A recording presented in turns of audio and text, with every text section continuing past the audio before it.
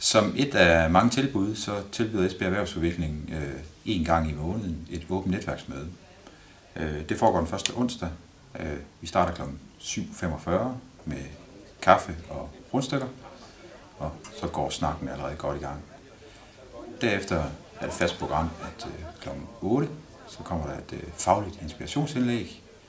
I dag har vi Kasper Hunebøl Hermann til at komme og fortælle om, hvordan man bruger LinkedIn professionelt.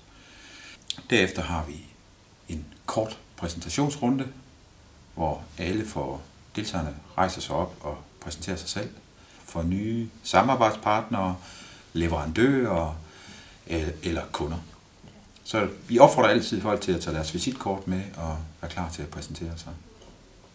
Man kan tilmelde sig til netværket via Esbjerg Erhvervsudviklings hjemmeside, eu.dk, eller LinkedIn-gruppen Netværk Sydvest. Det har en styrke, at man går ind på LinkedIn-gruppen, fordi så kan deltagerne på forhånd se, hvem der kommer, og man kan forberede sig, og man kan stille spørgsmål, og hvad man egentlig leder. Så det er vores mål, at alle kommer den vej ind.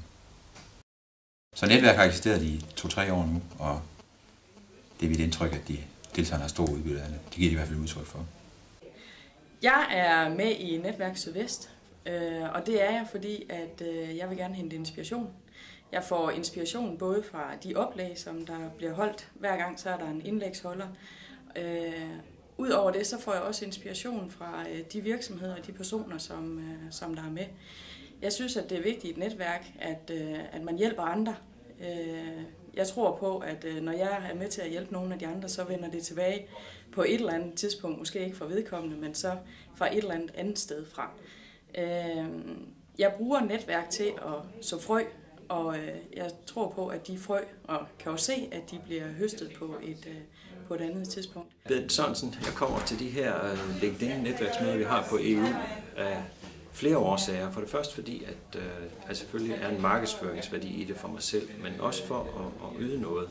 Og jeg har helt klare eksempler på, at jeg har fået kunder blandt nogle af de fremmødte, og at det har bredt sig på en måde, så tror jeg, det er med til at skabe nogle ambassadører for mig, der gør, at jeg popper op, når man har brug for en fotograf.